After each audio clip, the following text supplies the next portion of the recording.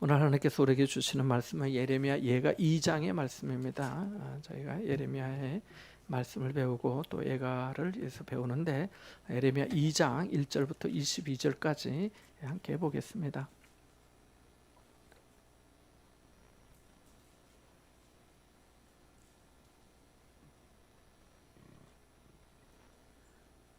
같이 봅니다. 슬프다 주께서 어찌 그리 진노하사 딸 시온을 구름으로 덮으셨는가. 이스라엘의 아름다움을 하늘에서 땅에 던지셨으며 그의 진노의 날에 그의 발판을 기억하지 아니하셨도다. 주께서 야곱의 모든 거처들을 삼키시고 긍휼히 여기지 아니하셨으며 노아사 딸 유다의 견고한 성체들을 허물어 땅에 엎으시고 나라와 그 지도자들을 이스라엘의 모든 뿔을 자르셨으며 원수 앞에서 그의 오른손을 뒤로 거두어 들으시고 맹렬한 불이 사방으로 불사름 같이 야곱을 불사르셨도다. 원수같이 그의 활을 당기고 대적처럼 그의 오른손을 들고 서서 눈에 드는 아름다운 모든 사람을 죽이셨으며 딸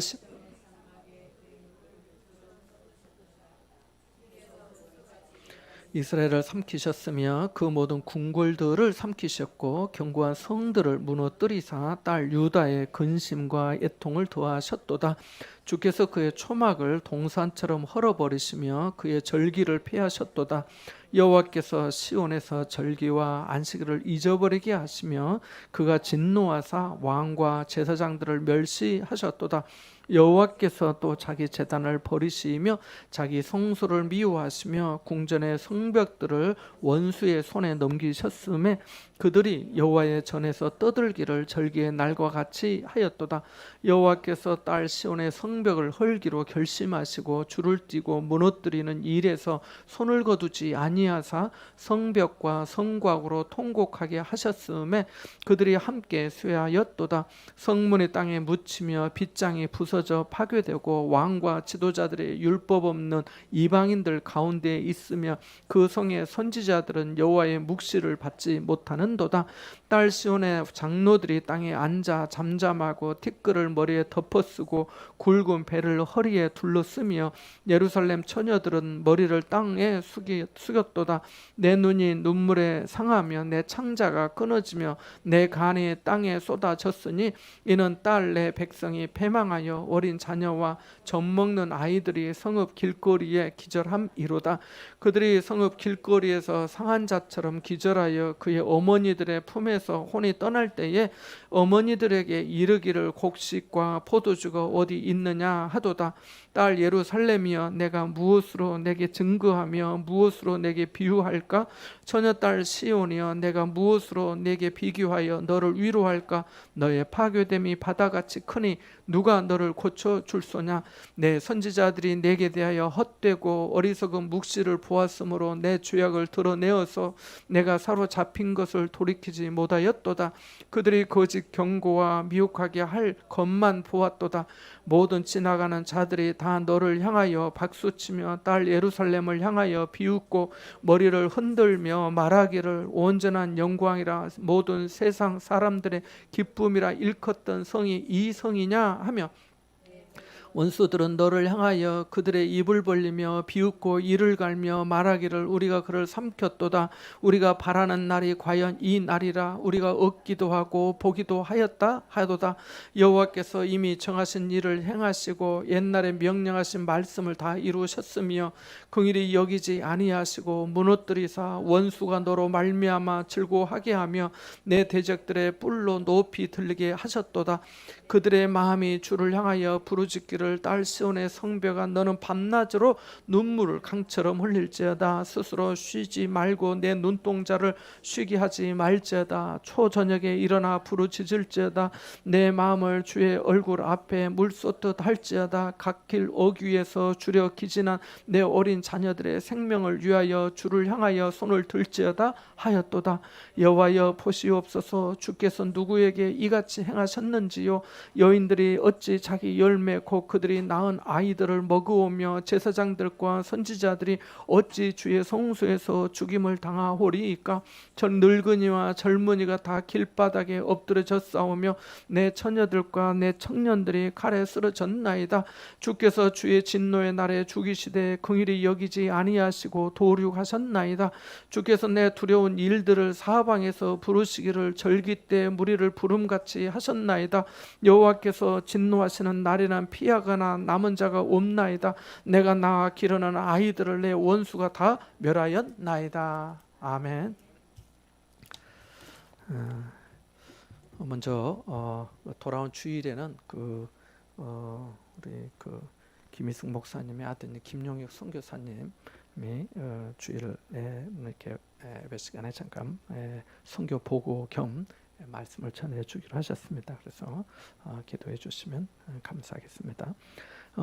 에레미야 예가의 말씀은 말씀드린 대로 에레미야 예가가 6장까지 있는데 3장을 제외하고 나머지 장은 다 22절까지 되어 있습니다. 그리고 히브리어 알파벳에 따라서 한 절 한 절씩 이렇게 구성되어 있습니다. 그래서 1장도 22절까지 있고 오늘 본 22장도 22절까지 있고 3장을 제외한 4장, 5장, 6장도 5장까지 그렇게 다 22절까지 이렇게 구성되어 있습니다. 그래서 이게 상당히 문학적으로 구조가 딱 짜여진 거고 또 그 내용에 대해서 그 알파벳을 한 자씩 한 자씩 해가면서 반복해서 했기 때문에 어떤 사람들은 이것이 대단히 깊은 어떤 시적인 내용이다 이렇게 보기도 합니다. 우리가 보기에는 뭐 시 같기도 하고 아닌 것 같기도 하고 그렇게 보이지만 그렇게 말하기도 합니다.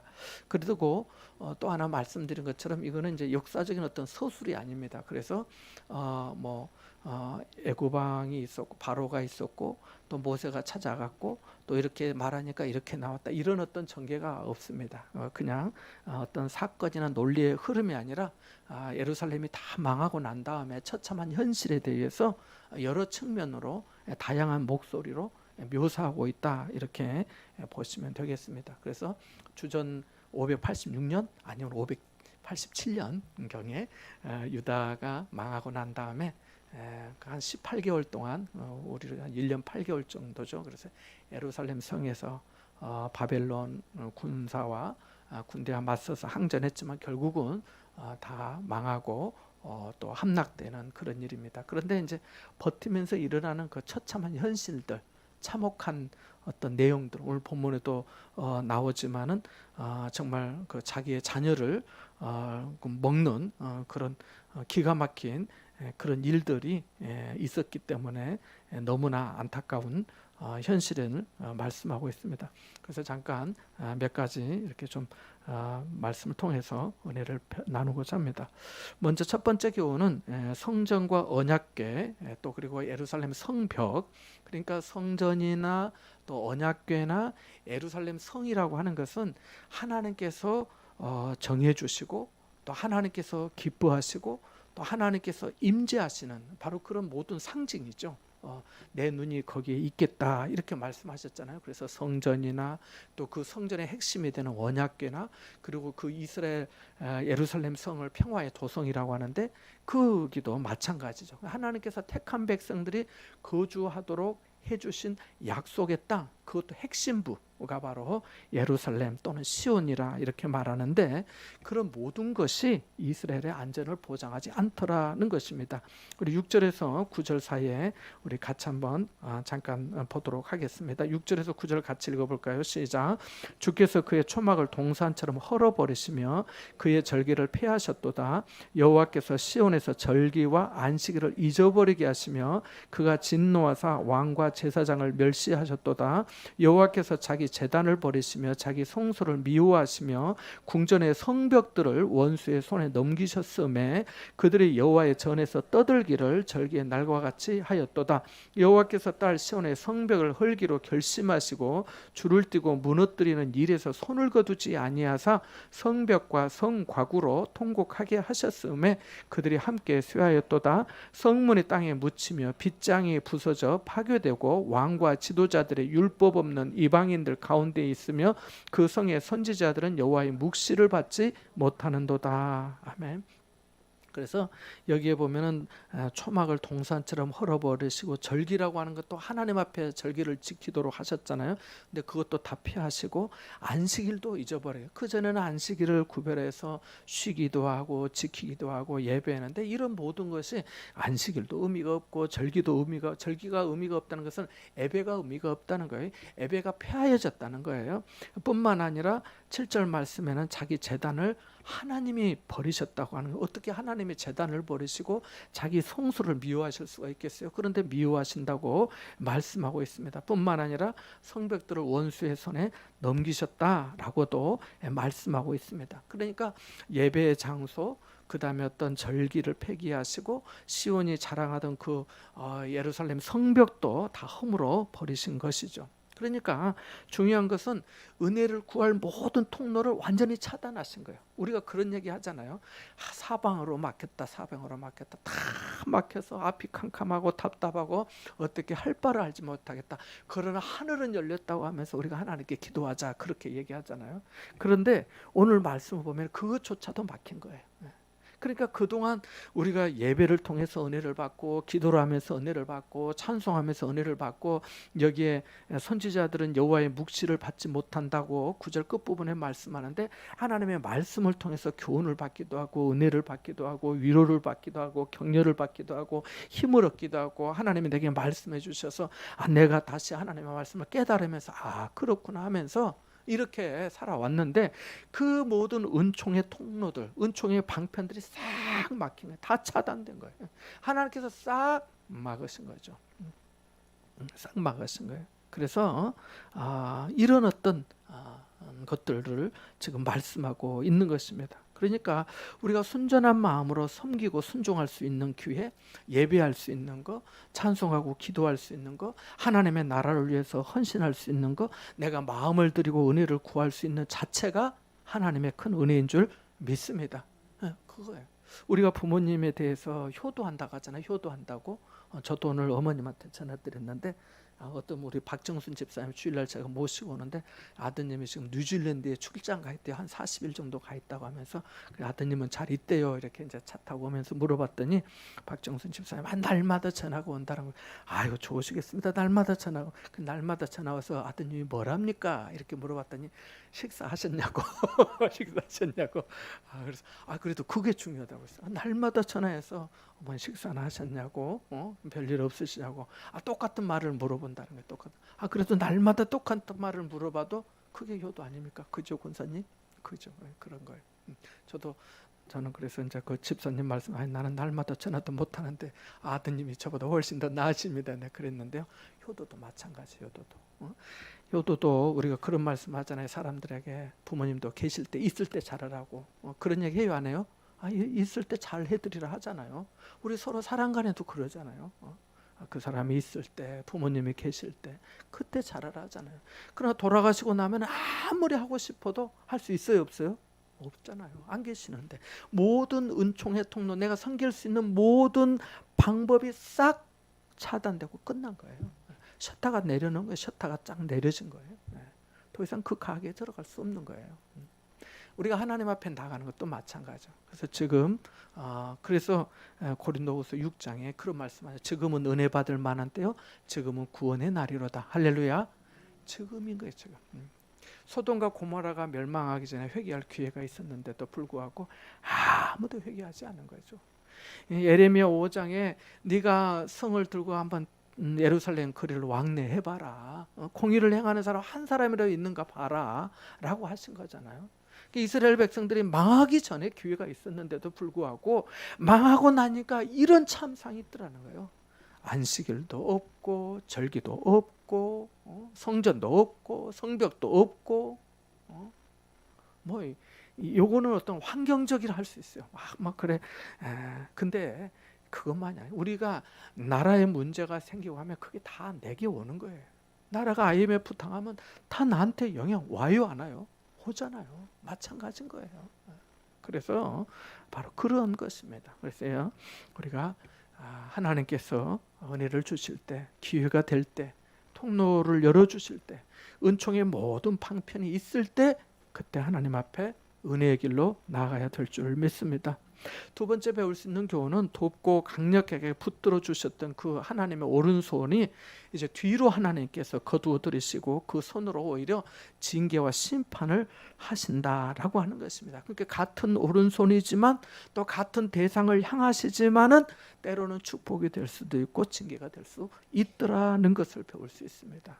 하나님은 구원의 하나님이시기도 하지만 구원의 하나님이시라고 하는 그 말씀에는, 그 의미에는 심판의 하나님이다, 공의의 하나님이시다 라는 게 담겨 있는 거잖아요. 심판이 없다면 구원이 무슨 의미가 있어요? 공의가 없다면 무슨 구원의 의미가 있겠어요? 안 그렇겠습니까?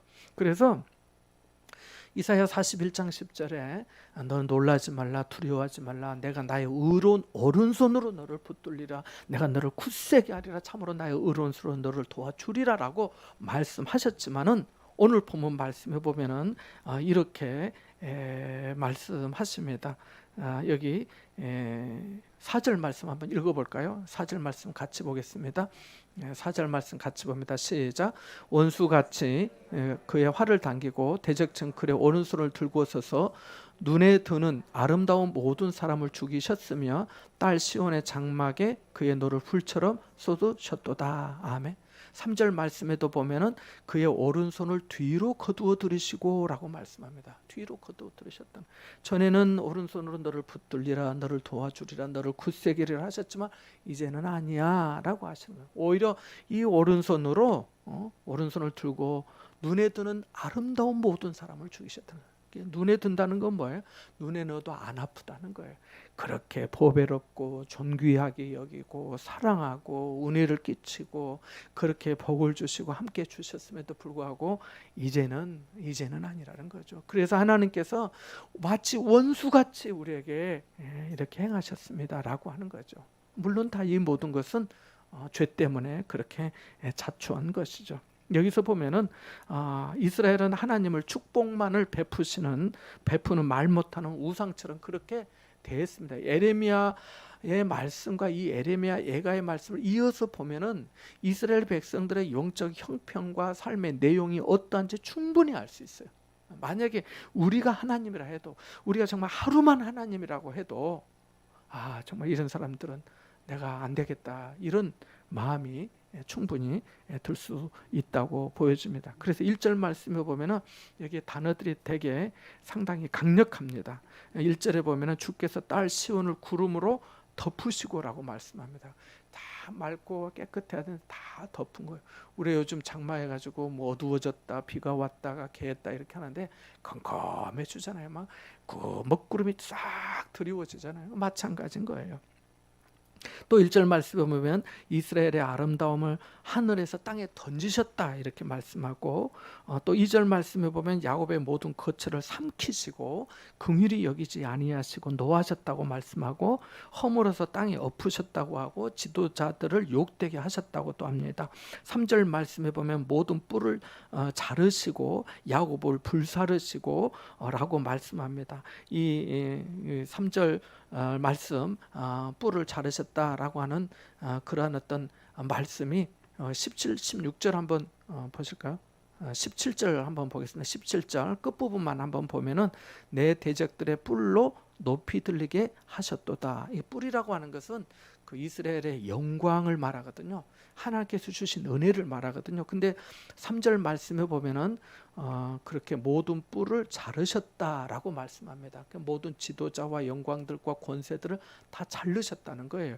그런데 17절 끝부분에는 오히려 대적들의 뿔로 높이 들리게 하셨다. 그러니까 이스라엘에 대한 모든 뿔은 다 자르셔서 없애시고 오히려 대적들을 높이셨다, 이렇게 말씀하고도 있습니다. 그리고 아까 말씀드린 것처럼 원수같이 활을 당기고 대적처럼 오른손을 들고 서서 눈에 뜨는 아름다운 모든 사람을 죽이셨다라고 말씀하고, 시온의 장막에 그 노를 불처럼 쏟으셨다고 4절에 말씀합니다. 이게 여기서 느껴지는 게 뭐예요? 하나님의 격한 감정 아닙니까? 하나님께서 엎으시고 덮으시고 불사르시고 던지시고 욕되게 하시고 이런 모든 것들이 다 하나님의 격정을 말씀하고 있는 것입니다. 그래서 왜 그런 거예요? 하나님께서 이스라엘 백성들에 대한 마음과 사랑이 강력했기 때문에 그 강렬했던 만큼 진노 역시 강할 수밖에 없는 것이죠. 왜 이런 일이 생긴 겁니까? 죄가 이스라엘과 하나님 사이를 갈라놓았기 때문입니다. 우리 이사야 59장 2절 한번 읽어보겠습니다. 이사야 59장 2절 말씀입니다. 이사야 59장 2절 말씀 같이 한번 읽어보겠습니다. 밑줄을 그어놓으시면 좋겠습니다. 이사야 59장 2절의 말씀입니다. 같이 봅니다. 시작. 오직 너희 죄악이 너희와 너희 하나님 사이를 갈라놓았고 너희 죄가 그의 얼굴을 가리어서 너희에게 듣지 않으시게 함이니라. 아멘. 죄악이 너희와 너희 하나님 사이를 갈라놓았다라고 말씀하고 있습니다. 놀라운 것은 우리가 이제 그 구약 성경 예레미야의 말씀을 통해서 이렇게 보지만 신약에 와서는 어떻습니까? 이 하나님과 우리 사이의 죄로 갈라짐, 단절됨, 또 에베소에 있는 말씀대로 한다면 막힌 담, 이것을 하나님께서 독생자 예수 그리스도를 통해 화해케 해주신 것이죠. 화해케 해주신 거예요. 자, 조금 찾아보면 좋을 것 같은데 고린도후서 5장 17, 18절 한번 볼까요? 고린도후서 5장 18절입니다. 고린도후서 5장 17절도 유명하고 중요한 말씀인데 고린도후서 5장 18절 말씀 같이 한번 보겠습니다. 18절, 19절, 21절 이렇게 한번 좀 보면 될 것 같습니다. 고린도후서 5장 18절입니다. 고린도후서 거기 한번 같이 보겠습니다. 시작. 모든 것이 하나님께로서 났으며 그가 그리스도로 말미암아 우리를 자기와 화목하게 하시고 또 우리에게 화목하게 하는 직분을 주셨으니 19절도 봅니다. 곧 하나님께서 그리스도 안에 계시사 세상을 자기와 화목하게 하시며 그들의 죄를 그들에게 돌리지 아니하시고 화목하게 하는 말씀을 우리에게 부탁하셨느니라. 아멘. 그러니까 하나님께서 화목하게 하는 말씀도 우리에게 부탁도 하셨지만 그 먼저 18절 말씀해 보니까 중간 부분에 그가 그리스도로 말미암아 우리를 자기와 화목하게 하시고 라고 말씀합니다. 19절 말씀에도 보니까 하나님께서 그리스도 안에 계시사 세상을 자기와 뭐하게 하셨다고요? 화목하게 하시며 라고 말씀합니다. 21절도 같이 봅니다. 시작. 하나님이 죄를 알지도 못하신 이를 우리를 대신하여 죄로 삼으신 것은 우리로 하여금 그 안에서 하나님의 의가 되게 하려 하심이라. 아멘. 그러니까 우리가 죄로 말미암아 죽을 수밖에 없고 하나님과 단절되었고 갈라지게 되어서 우리가 죄 문제를 스스로 해결할 수 없으니까 하나님께서 그리스도 안에서 그리스도를 보내셔서 우리를 대신하게 짊어지게 하시고 우리가 그 안에서 하나님의 의가 되도록 해주셨다라고 말씀하고 있습니다. 그러니까 죄는 넘치고 넘쳤지만 하나님의 은혜는 그보다 더욱더 넘쳤다라고 하는 것을 알 수 있습니다. 로마서 5장 20절 한번 읽어볼까요? 로마서 5장 20절 말씀입니다. 로마서 5장 20절의 말씀입니다. 같이 봅니다. 로마서 5장 20절입니다. 함께 봅니다. 시작. 율법이 들어온 것은 범죄를 더하게 하려 함이라. 그러나 죄가 더한 곳에 은혜가 더욱 넘쳤나니. 아멘. 그래서 죄가 더한 곳에 은혜가 더욱 넘쳤다. 그러니까 은혜는 죄를 덮고도 남음이 있는 것이죠. 그래서 우리가 그 은혜로 말미암아 사는 줄 믿습니다. 만약에 그 은혜가 부족하다면 넘치지 않고 부족하다면 죄는 이만큼인데 은혜가 이만큼 죄는 이만큼인데 은혜는 이만큼밖에 안 된다. 이 캡은 어떻게 하는? 결국은 그는 해결되지 않는 거죠. 그래서 예수 그리스도의 은혜로 말미암아 우리가 하나님과 화목하게 되고 화목하게 되었으니까 우리에게 또 화목해야 하는 말씀도 부탁하셔서 전도하도록 그렇게 하신 것입니다. 그래서 하나님께서 우리에게 주신 은혜를 늘 기억해야 될 줄 믿습니다. 다시 본문으로 돌아가서 어른들의 죄 때문에 죄 없는 아이들이 굶주려 죽고 하는 모습을 본문에서 보게 됩니다. 에레미야 예가 12장 11절 12절 한번 읽어보겠습니다. 같이 봅니다. 시작. 내 눈이 눈물에 상하며 내 창자가 끊어지며 내 간이 땅에 쏟아졌으니 이는 딸 내 백성이 패망하여 어린 자녀와 젖먹는 아이들이 성읍 길거리에서 기절함이로다. 그들이 성읍 길거리에서 상한 자처럼 기절하여 그 어머니들의 품에서 혼이 떠날 때 어머니들에게 이르기를 곡식과 하도다. 그러니까 아이가 어머니 품에서 숨을 거두게 되면서 마지막까지 먹을 것이 없어서 곡식이 어디 있고 포도주가 어디 있냐고, 떡이 어디 있어요, 먹을 밥 없어요, 죽 없어요, 먹을 거 없어요, 물 없어요, 이렇게 찾다가 기절하고 그렇게 숨을 거두게 되었다라고 하는 그런 말씀입니다. 20절 말씀은 어떻게 말씀합니까? 이렇게도 말씀합니다. 읽어볼까요? 20절입니다. 시작. 여호와여 보시옵소서, 주께서 누구에게 이같이 행하셨는지요. 여인들이 어찌 자기 열매 곧 그들이 낳은 아이들을 먹어오며 제사장들과 선지자들이 어찌 주의 송수에서 죽임을 당하오리까. 아멘. 이게 너무 참혹하고 비참하고 정말 말로다 할 수 없는 극한 상황인 것이죠. 극한 상황인 거예요. 그러니까 어떻게 세상에 그럴 수가 있을까, 그럴지 모르지만요, 이런 어떤 정말 그 절박한 우리가 말하는 한계 상황에 이르게 되면은 사람이 이럴 수도 있다는 거죠. 요즘 뉴스 중에 하나가 뭡니까? 분명히 이렇게 출생할 때 병원에서 낳는데 그 아이 신원조회 조사를 하니까 없는 사람들 수사하잖아요. 그래서 뭐 이틀 만에였댔다, 뭐 며칠 만에였댔다, 하루 만에였댔다, 그런 일들이 지금 나타나고 있잖아요. 그러니까 우리 생각에 어떻게 세상에 그럴 수가 있을까? 하지만은 그럴 수 있는 게 사람이더라는 거예요. 그러니까 세상에 사람들이 그러죠. 뭐 짐승이 무서운 것이 아니고, 뭐 귀신이 무서운 것이 아니고, 누가 무서운 거예요? 사람이 무서운 거예요. 사람 무서워서 힘들지 뭐 우리가 뭐 때문에 힘들어요. 사람이 그런 거예요.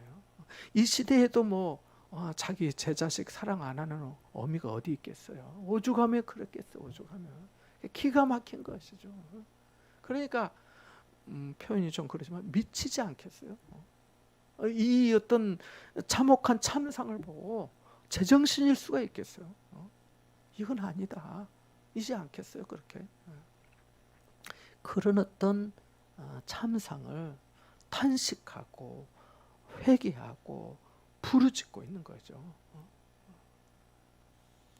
그래서 어린 아이들이 무슨 죄예요? 어른들이 우상 섬기고 어른들이 거역하고 어른들이 불순종하고 그런 거 아니에요. 어른들의 어리석음과 그 탐욕이 그 아이들에게 고욕이 된 거 아니겠습니까? 죽음이 된 거 아니겠어요? 어른 부모에 의해서 내팽개쳐지고 죽음에 이른 생명이 얼마나 많았겠어요. 우리가 요즘 아이들 이렇게 보는데 정말 우리가 소중히 생각하고, 혹시 주변에서 뭐 미혼모라도 무슨 사정이 있어서 뭐 또 뭐 그렇게 된 거 아니겠어요. 뭐 어려운 일이 있었겠죠. 우리가 다 잘 모르지만 그래도 한 생명을 또 이렇게 여기 보면 자기 열매라 하잖아요. 자기 자녀를 자기 열매라 해요. 성경에. 하나님께서 주신 열매인 거죠. 하나님께로부터 받은 선물인 거죠. 그런 아이들을 잘 좀 돌보고 키울 수 있도록 우리들도 또 기회가 되는 대로 조금이라도 도울 수 있으면 도와야 될 줄 믿습니다. 또 한 가지 본문에서 교훈은 14절 말씀인데요. 우리 2장 14절 한번 읽어보겠습니다. 14절입니다. 한번 같이 봅니다. 시작. 내 선지자들이 내게 대하여 헛되고 어리석은 묵시를 보았으므로 내 죄악을 드러내어서 네가 사로잡힌 것을 돌이키지 못하였도다. 그들이 거짓 경고와 미혹하게 할 것만 보았도다. 아멘. 우리 9절 끝부분에 선지자들은 여호와의 묵시를 받지 못했다 이렇게 말씀하고 있습니다. 잠언에 보면은 묵시가 없으면 백성이 방자히 행한다 그랬습니다. 그 묵시가 영어 단어로는 비전이라고 되어 있는데, 하나님께로부터 온 어떤 그 말씀에 대한 약속, 환상, 꿈이죠. 그 하나님의 뜻이죠. 하나님의 뜻, 하나님의 교훈이에요. 여기 말씀해 보니까 이 모든 일들에 대해서 선지자들에게도 책임을 묻고 있는 겁니다. 그들이 직무유기했다는 거죠. 너의 선지자들이 너에게 대하여, 백성들에게 대하여 헛되고 어리석은 묵시를 보았으므로 내 죄악을 드러내어서 네가 사로잡힌 것을 돌이키지 못하였도다. 그러니까 우상에 사로잡히고 죄에 사로잡혀 있던 것을 돌이키도록 말씀을 바르게 증거하고 경고해야 됨에도 불구하고 그렇지 못하고 오히려 거짓 경고와 미혹하게 할 것만 보았도다 이렇게 말씀합니다. 혹시 그 봤는지 모르겠습니다만 예전에 그 곡성이라는 영화가 있어요. 곡성이라 거기서 중요한 대사 중에 하나가 재밌는 표현인데 뭐였죠? 무엇이 중한디? 그래서 무엇이 중한디? 예? 무엇이 중한디? 무엇이 그렇게 중하냐고! 이렇게 대사가 나옵니다. 무엇이 중한디? 무엇이 그렇게 중하냐고. 그리고 또 하나의 대사가 있어요. 미혹되지 마소. 미혹되지 마소. 뭐 우리 신앙적인 관점으로는 그게 뭐 귀신이고 뭐 어떠고 뭐 이렇게 해서 뭐 그렇습니다만은 여러분 그런 것도 좀 생각을 해봐야 돼요. 예전에 스타워즈 영화가 있었고 뭐 사실은 이 뭐 SF 공상과학 만화 영화 뭐 영화들이 이렇게 많이 있어요. 사실은 그걸 뭐 주라기 공원이나 또 그 디즈니랜드 디즈니에서 만드는 무슨 무슨 겨울 공주인가? 겨울 왕국. 예, 뭐 아무튼 그런 그 애니메이션 같은 그런 영화들 있잖아요. 문화라고 하는 것은 사실은 이게 정말 영적으로 좋지 못한 것들도 있어요. 그런 것들도 있어요. 그런데 이 문화에 대한 어떤 이해들은 좀 그리스도인들도 폭넓을 필요가 있어요. 그래서 이런 작품이 있다, 어떤 뭐가 있다 하면은 뭐 다 뭐 쫓아다니면서 볼 수는 없겠지만은 어떤 것들은 이렇게 보는 것들도 왜냐면 지금 시대상이나 이 어떤 작품에 이런 메시지나 이런 교훈이 있구나. 그것을 통해서 우리도 느끼고 배우는 것들이 있어야 믿지 않는 사람들과 때로는 그 영화에서는 이렇게 대답하는데 혹시 그 영화에 대해서 목사님 어떻게 생각하세요? 집사님 어떻게 생각했어요? 보셨어요? 이렇게 대사하던데 그런 부분은 어떻게 생각하세요? 뭐 예를 들면 밀양의 그 뭐 영화에서 나는 밀양을 지금도 안 봤습니다만은 집사님이 묻더라고요. 제가 부산진교회 부목사로 있는데 그 밀양에 또 갔는데 그 밀양 영화에 대해서 물어보더니 밀양에 가면 솔밭이 있거든요. 목사님 그거 보셨어요? 안 봤는데 왜요? 그때 거기 보면은 뭐 전도연인가 주인공인데 남자가 가지고 교도소 찾아와서 이제 이 전도연 씨가 이 아이를 어떻게 한 그 죄수를 찾아온 거예요. 왜 찾아왔냐면 자기가 이제 교회를 다닌 거예요. 예수를 믿게 됐어요. 너무 힘든 차예요. 예수 믿고 예수 그리스도의 사랑으로 용서하려고 찾아간 거예요. 면회를 찾아간 거예요. 가해자를. 그래서 내가 예수 그리스도 이름으로 당신을 용서하려고 내가 왔다고 한 거예요. 얼마나 마음이 좋아요. 그렇기도 어렵겠지만. 근데 영화의 대사에서 상대방이 나 당신 용서 필요 없다. 나는 하나님께 다 용서받았다. 그래 버린 거예요. 그러니까 이 여자가 도는 거죠. 그게 뭐냐 하는 거죠. 그런 대목이 있는데 목사님 어떻게 생각하세요? 그래서 나는 영화도 안 봤는데 그러더라고요. 그런 것처럼 우리가 좀 그 문화에 대해서는 조금 시야를 넓히는 것도 필요하다 하는 것을 말씀을 드립니다. 자, 그래서 우리 생각한 거예요. 여기 말씀해 보면은 거짓 경고와 미혹하게 할 것만 보았다라는 거예요. 미혹하게 할 것만.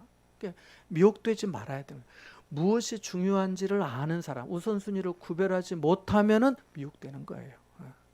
무엇이 생명이고 무엇이 사망이고 무엇이 복이고 무엇이 저주인지 무엇이 사는 길이고 무엇이 죽는 길인지 모르면은 미혹될 수밖에 없더라는 것입니다.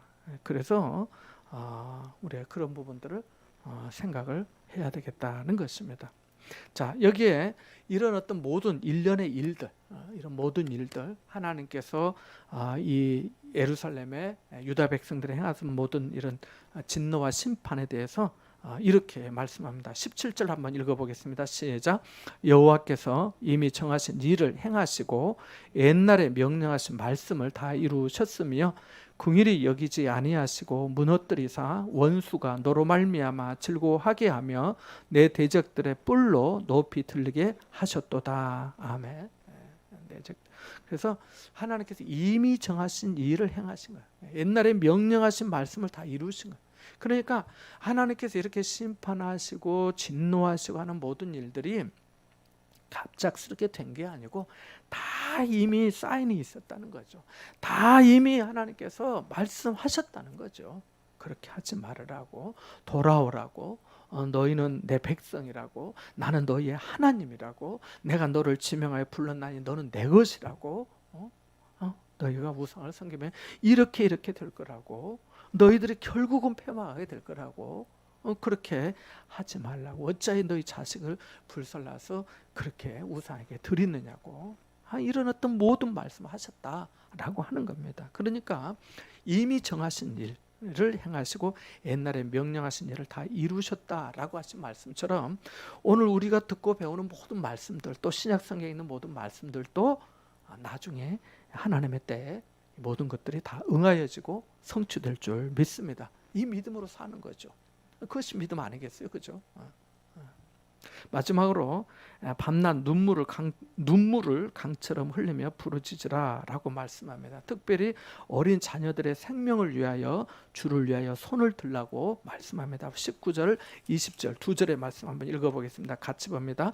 초저녁에 일어나 부르짖을지어다. 내 마음을 주의 얼굴 앞에 물쏟듯 할지어다. 갓길 어귀에서 주려 기진한 내 어린 자녀들의 생명을 위하여 주를 향하여 손을 들지어다 하였도다. 여호와여 보시옵소서. 주께서 누구에게 이같이 행하셨는지요. 여인들이 어찌 자기 열매 곧 그들이 낳은 아이들을 먹으며 제사장들과 선지자들 어찌 주의 성소에서 죽임을 당하오리까. 아멘. 그래서 기도하라고 말씀하며 초저녁에 일어나 부르짖고 내 마음을 주의 얼굴 앞에 물쏟듯 할지어다. 물을 이렇게 쏟는 거죠. 완전히 쏟는 거죠. 완전히 쏟는 거죠. 그리고 갓길 어귀에서 주려 기진한 내 어린 자녀들의 생명을 위하여 주를 향하여 손을 들지어다 라고 말씀하고 있습니다. 그래서 때가 늦어서 참혹한 지경에 이르렀지만은 그 신락 같은 희망의 빗줄기가 사라지기 전에 주님께 부르짖을 것을 이렇게 호소하고 있습니다. 시간을 되돌릴 수 없지요. 그래서 우리가 기도할 수 있는 가장 적절한 때는 우리가 과거로 돌아가서 기도할 수 있어요, 없어요? 그거는 못하지요. 지금 할 수 있는 거죠. 그래서 지금부터 하는 거죠. 지금부터. 그래서 우리가 기도할 수 있는 가장 적절한 때는 항상 지금인 겁니다.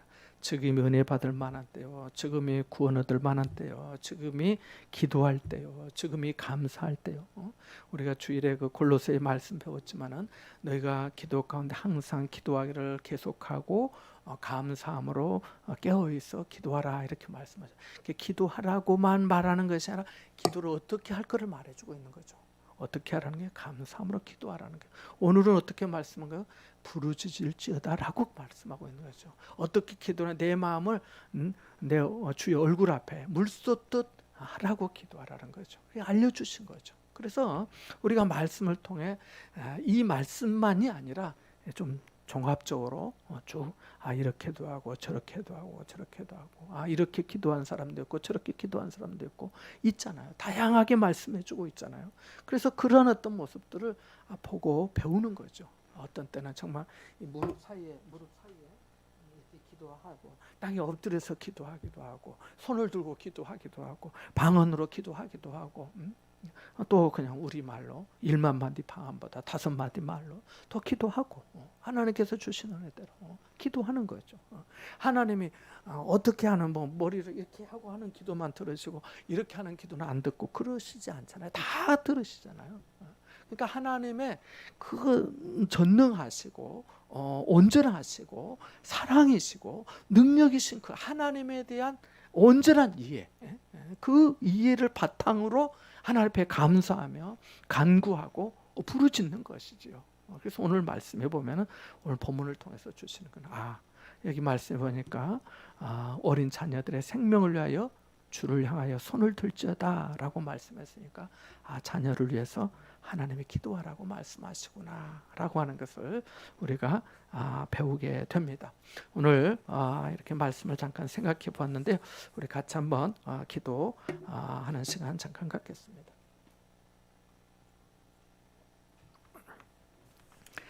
우리 박복순 권사님, 또 우리 박혜영 집사님, 어머님 권사님, 또 그 어르신분들, 우리 조창호 장로님을 비롯해서 또 선교사님들 하나님께서 함께해 주시기를 기도하고, 오늘 말씀을 통해서 배운 것처럼 우리가 정말 안전하다고 생각한 내가 성전만 있고 언약궤만 있고 여기면 됐지, 이게 보장되는 게 아니고 모든 은혜를 구하는 모든 통로가 차단되기 전에 지금 우리가 하나님 앞에 손을 들고 기도하기도 하고 부르짖기도 하고 감사하면서 기도하기도 해야겠습니다. 그래서 하나님께서 참 우리와 너희 사이를 갈라놓고 나눠지게 한 이 모든 것들을 하나님께서 예수 그리스도를 통해서 화해하게 해주시고 또 우리에게 화해하게 하는 말씀을 부탁해 주셨는데, 하나님께서 우리도 복음의 삶을 살아갈 수 있도록 은혜를 베풀어 달라고 기도하고, 또 우리의 자녀들을 위해서 우리 같이 기도하라고 말씀했는데, 오늘 말씀 좀 기억하면서 함께 기도하겠습니다. 기도합니다.